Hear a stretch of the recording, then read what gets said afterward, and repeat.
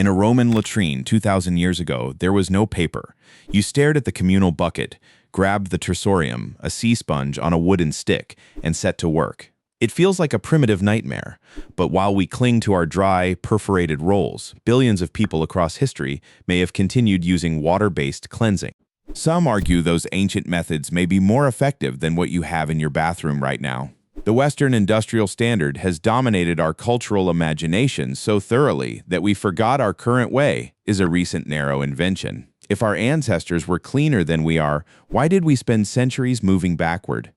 It is easy to look at the historical record and assume that because people were not buying industrial rolls from a supermarket, they were living in a constant state of filth. We tend to view history through a lens of progressive advancement, where we imagine ourselves at the absolute pinnacle of human hygiene. But this idea of a universal primitive past is a myth constructed by a very modern, very specific Western bias.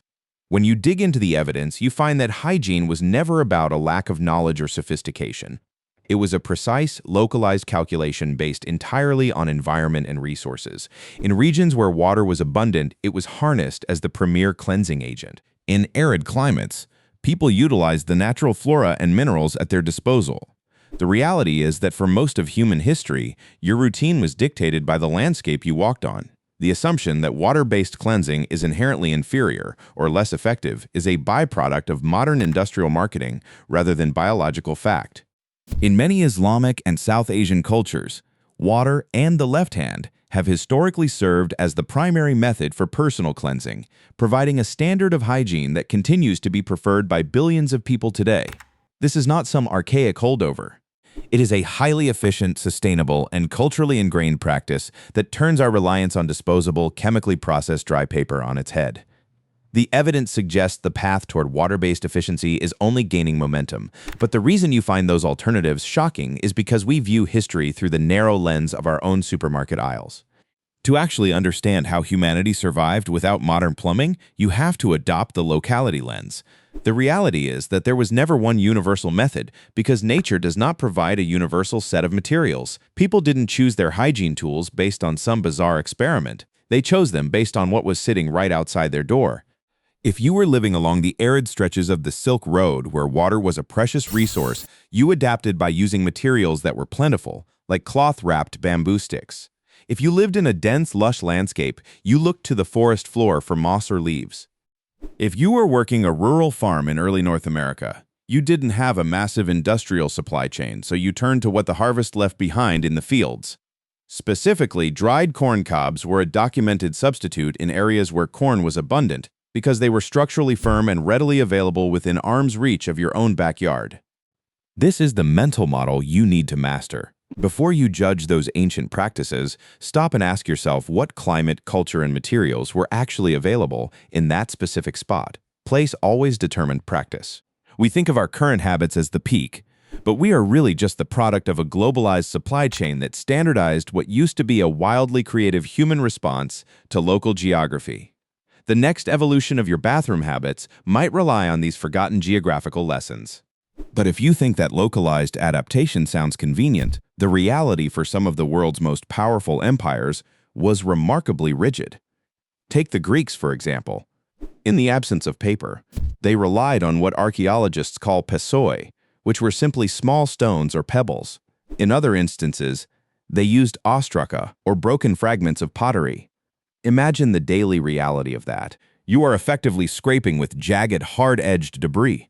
It is a far cry from the soft, processed materials we expect today, yet it was the standard for an entire civilization.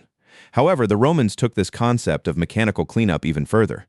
They utilized a tool known as the tersorium.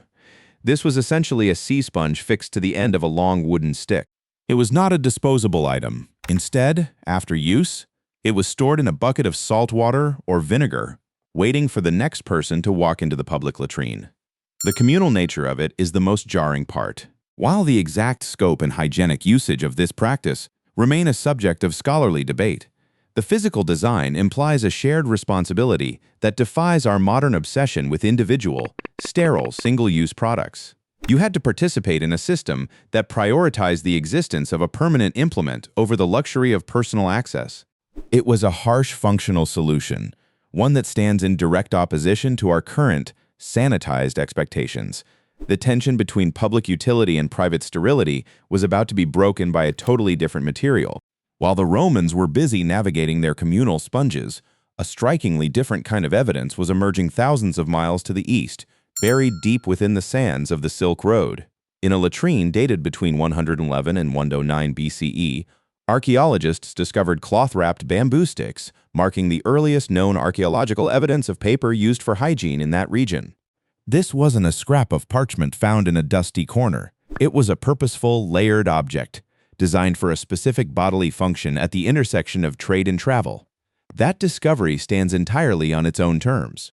Separated by roughly 7 centuries and representing a completely different material, a completely different context, and a completely different set of actors, written records from China begin appearing by the 6th century CE, confirming that paper itself was used for personal hygiene.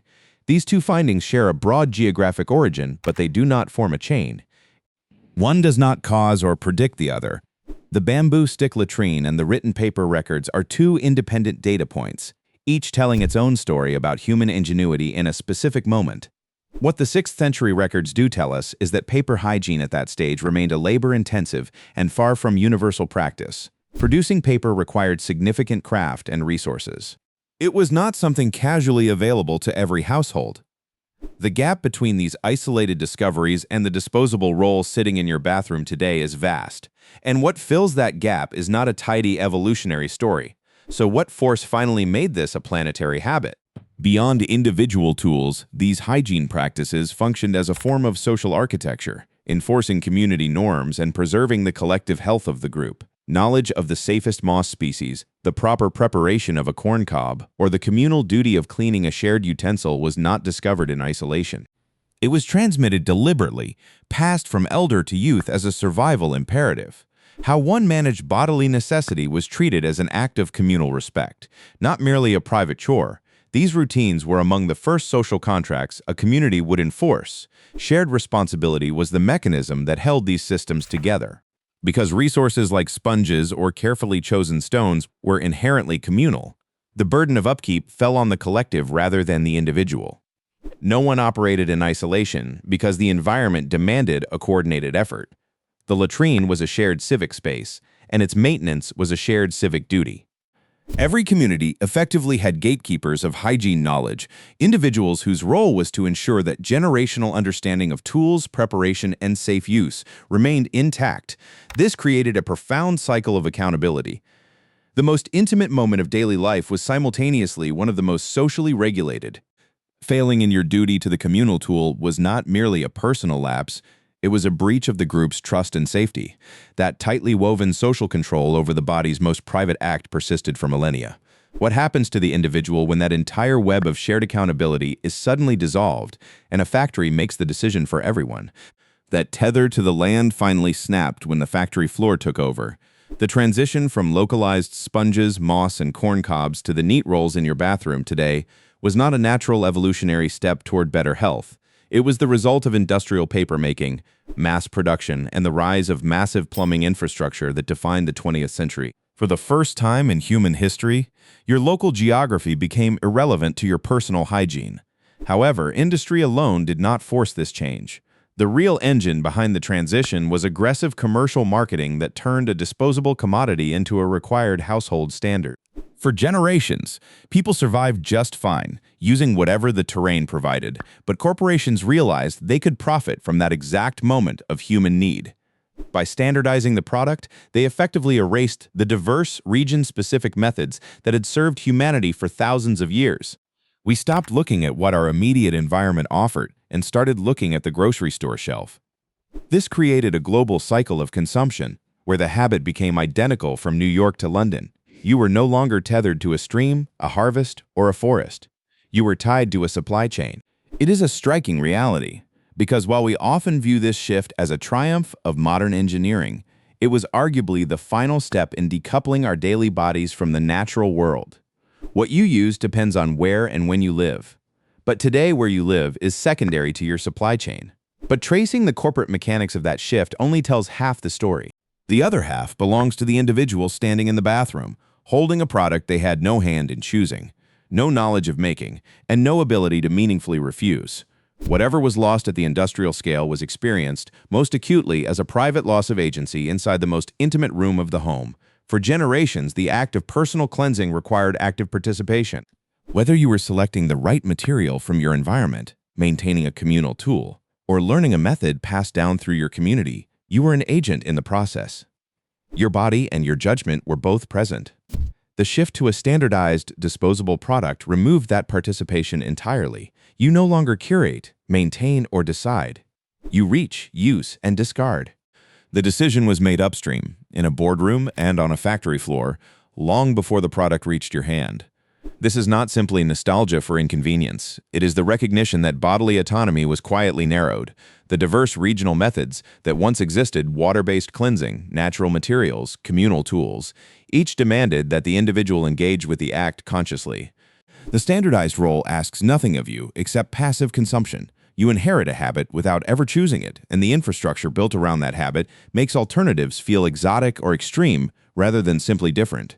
The deeper question is not what was marketed to you. It is whether you have ever genuinely had the option to decide for yourself. If you define clean by what is sold to you in a convenience aisle, you're missing the reality that hygiene is a sophisticated, location-specific adaptation. Knowing that global paper habits replaced more effective ancient alternatives means you can finally see how industrial marketing dictates our daily rituals. Click the subscribe button to join our deeper investigation into how modern disposable habits may be contributing to strain on our municipal sewage infrastructure and water sanitation systems.